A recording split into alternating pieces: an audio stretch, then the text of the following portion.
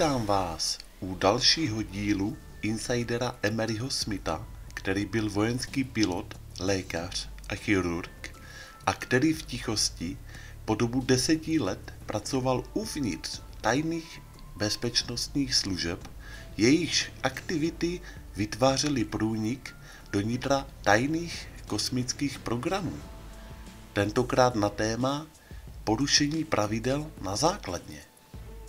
Emery říká: můžeš se dostat do závažných problémů, pokud se uvnitř rozčleněných programů s někým spřátelíš nebo s někým začneš chodit. To striktně nejde. Není to dovoleno uvnitř projektů ani venku. Říkali nám, že můžeme vést jen běžnou konverzaci o filmech, zálibách nebo jen tak.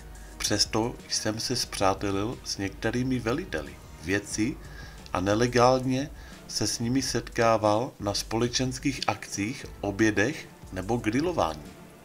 Člověk by si myslel, že je všechno v pořádku, když dostane pozvánku od svého velitele na takové grilování a ještě k tomu, když on je v projektech velmi dlouho, mnoho déle než já.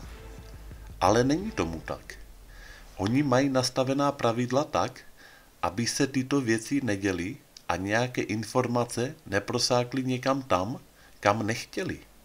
S velitelem jednoho celého projektu jsme se velmi spřátelili.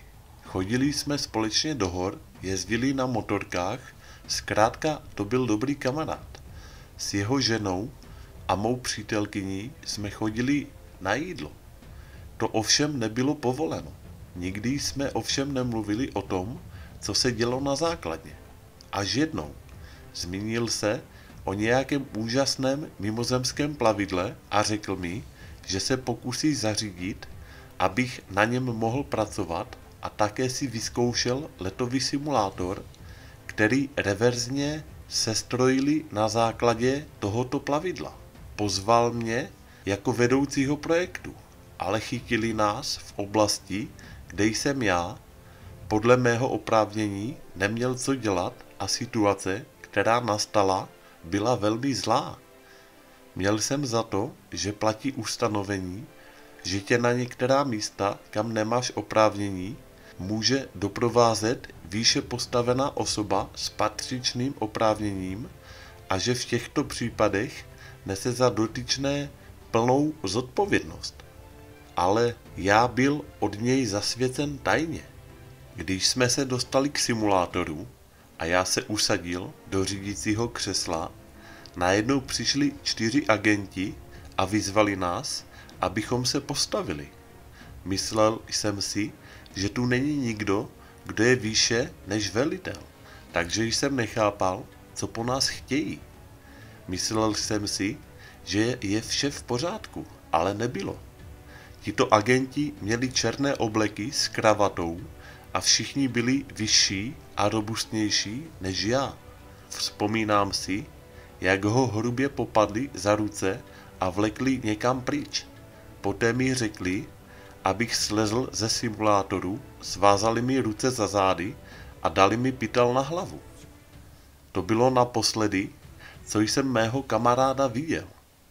Jeli jsme 3 různými výtahy a velmi dlouho jsme šli. Pak mě naložili do elektrického auta. Mluvili jazykem, který jsem neznal. Zněl jako odnož jazyka na vahu, s kterým jsem se již setkal. Podle mě byli tito agenti rozhodně geneticky modifikováni. Prošli genetickou modifikací, protože byli příliš velcí a příliš podobní. Byli velmi profesionální, chytří a silní. Budili velký respekt a já se skutečně bál. Zacházeli se mnou důrazně, přestože jsem spolupracoval.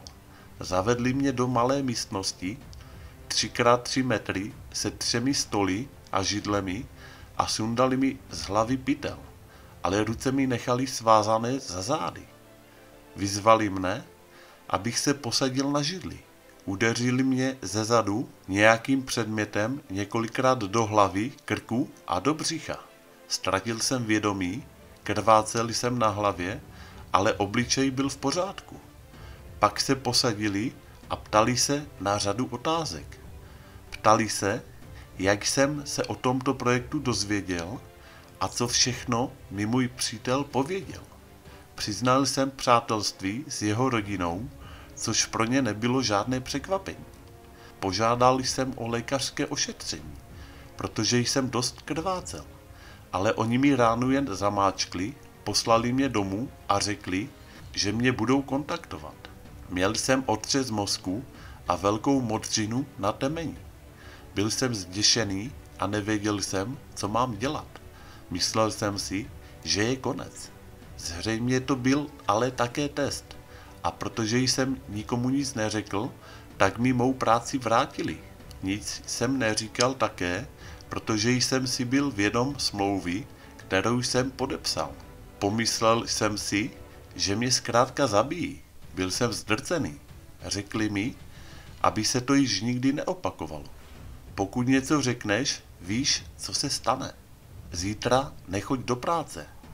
Z úst mi byl odebrán vzorek DNA a vzali mi krev, což je ale běžná věc, když se něco začne dít. Slyšel jsem o těchto situacích mnoho hrůzných příběhů. Myslel jsem, že mně se to nestane, protože jsem hrál podle pravidel. Zřejmě se jim to jejich pravidlo někdy nelíbilo. Po této zkušenosti se ve mně prolomila nějaká bariéra a já jsem jim od této doby už přestal věřit. Nevěřil jsem už té struktuře a těm, co za vším stojí, tahají za provázky a vše skutečně řídí. Začal jsem z toho šílet, protože jsem o tom nemohl s nikým mluvit ani to říct kolegům. Ten můj kamarád, velitel, mi jednou prozradil, co se děje v horách a co tam lze vidět. Probudil mou zvědavost a já se jednou vydal do hor na kole. Jel jsem na místo, kde podle velitele probíhají úžasné věci. Ty hory kolem Kirtlandovy letecké základny jsou vyhloubeny a v minulosti zde ukrývaly jaderné hlavice. Nyní zde skladují zcela jiné věci. O tomto se zmínil na jednom z našich výletů. Sice jsem neměl povolení pro pobyt v této oblasti, ale byl jsem mladý a zvědavý. Po cyklostezce jsem se dostal až k tomu zařízení. Všude kolem byla řada plotů a hlídací psi. Měl jsem speciální brýle, schopné vidět kolísání energií a myslel jsem, že něco zahlédnu. Jezdil jsem okolo tohoto zařízení, ale asi jsem ho sledoval příliš a mně najednou začalo být příšerně. Měl jsem pocit, jako by mi uvnitř vybuchla bomba.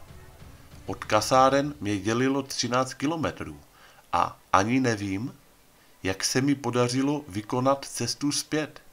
Po návratu jsem se schoulil do klubíčka a modlil se k Bohu, aby mě zabil, protože to pro mě byla nejmučivější bolest, kterou jsem kdy zažil.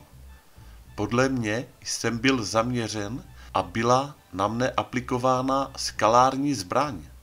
Cítil jsem, jako bych uvnitř celý hořel a nemohl jsem s tím naprosto nic udělat. Měl jsem pocit, jako by někdo kroutil mými vnitřnostmi a zapaloval je. Bylo to příšerné a já omdlel. Později jsem zjistil, že skutečně tam mají rozmístěnou skalární technologii, což znamená, že tě mohou zaměřit a zneutralizovat. Tyto zbraně mohou způsobit samovznícení. Tak, to je pro tento díl vše. Já vám děkuji za pozornost. Komu se video líbilo, tak díky za like a u dalšího dílu naslyšenou.